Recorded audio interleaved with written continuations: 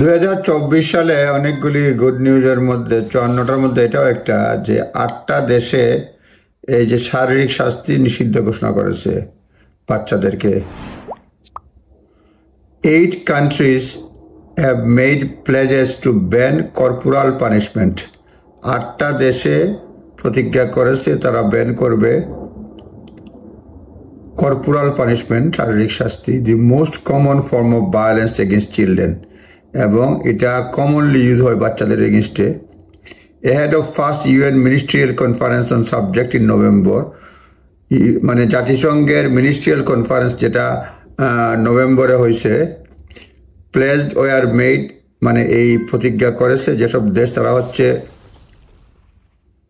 যেসব দেশের সরকার করেছে তারা হচ্ছে Panama, Kyrgyzstan, Uganda, Brunei, Sri Lanka এবং চেক রিপাবলিক।